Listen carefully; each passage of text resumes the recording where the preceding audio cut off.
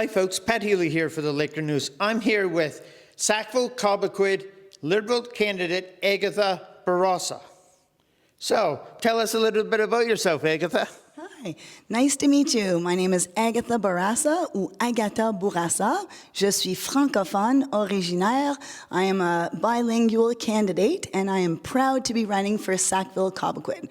I have been in education for about 25 years here in Nova Scotia. I know every corner of the province, and I'd really like to make a big impact. What has the campaign been like? Actually, it's been fantastic going door to door, meeting amazing residents from the Sackville area. I've learned a whole bunch of different concerns that residents have. So the campaigning has been fantastic. I've reached out to quite a few people, and I've encouraged everyone to either call me or reach out via whatever communication that they would like. All right. What are the top 3 concerns you are hearing from residents in Sackville-Cobequid, and how would you address them if elected as MLA? So I can tell you that many of the constituents are actually very happy in the Sackville-Cobequid area. The 3 concerns that seem to be arising continuously are the crosswalk safety, new bike lanes have been proposed, and the lack of having a family doctor. It still seems to be one of Nova Scotians' major concerns. Okay. In Sackville and areas outward, there are many commuters going to work in Halifax and taking their own vehicle because transit just isn't an option or doesn't exist. How would you, as an MLA, work with the municipal government to make transit from these areas a priority if elected? Thank you so much for this question. You're right. I'm one of those people who live in that situation, and I deal with the traffic and the surplus of the population here in Nova Scotia. So I do know the Liberals are offering free transit, but we definitely have to look at the routes, at improving things, and perhaps going to look at what's proposed in other provinces, because there are some fantastic solutions out there.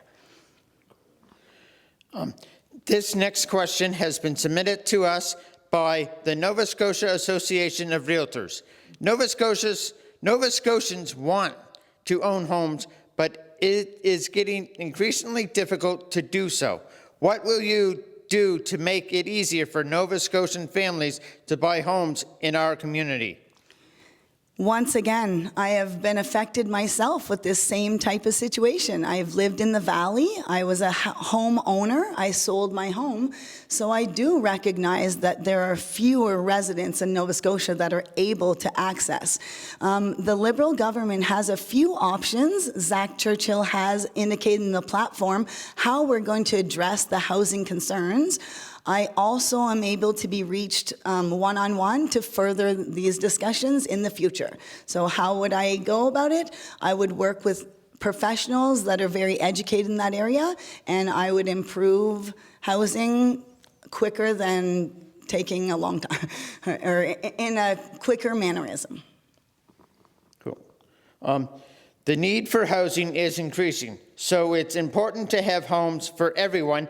But with the increased climate crisis and global warming, what would you, as MLA, do about the increased developments that are causing deforestation, infilling of oceans and wetlands, and overall destruction of the natural habitat happening in Nova Scotia?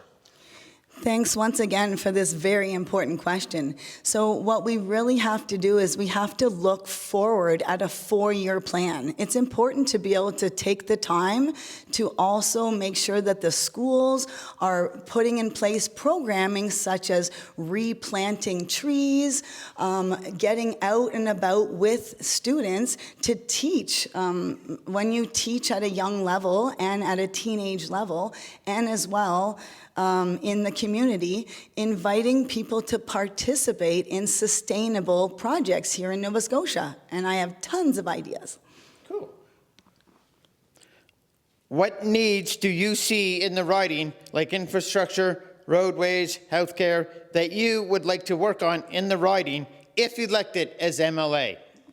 My main concern so far has been the traffic congestion and some areas that are, the construction is not quite finished. So it's definitely important before the winter months that we get things together and that we finalize some of the unfinished projects in the Sackville-Cobequid area.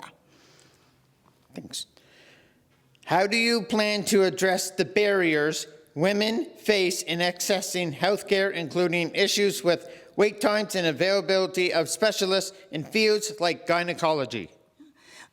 Thank you so much for this question. Last night, I actually spoke to one of the residents in the Sackville-Cobequid area. She had a tremendously amazing idea for us to make sure to be putting in collaborative practices that ensure that women feel comfortable to be able to go in for their yearly PAPs, we recognize the advancements in the breast density scans and the different advancements that have been made. However, we definitely have to work hard in this area. There are women out there feeling very anxious and aren't able to access this health care. That's very important.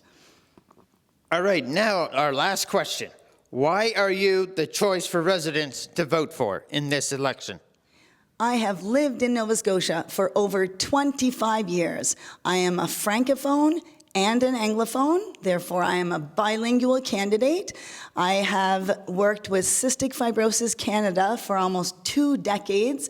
I have advocated for the medication Trikafta and Kalydeco to have here in Nova Scotia for all children and all patients. I am an educator that has gone above and beyond, winning several awards over the years, and I have fantastic new ideas for the Sackville-Cobequid area.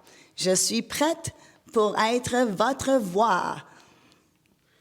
Well, thank you very much for taking some time out of your busy day and busy campaigning for us to interview you.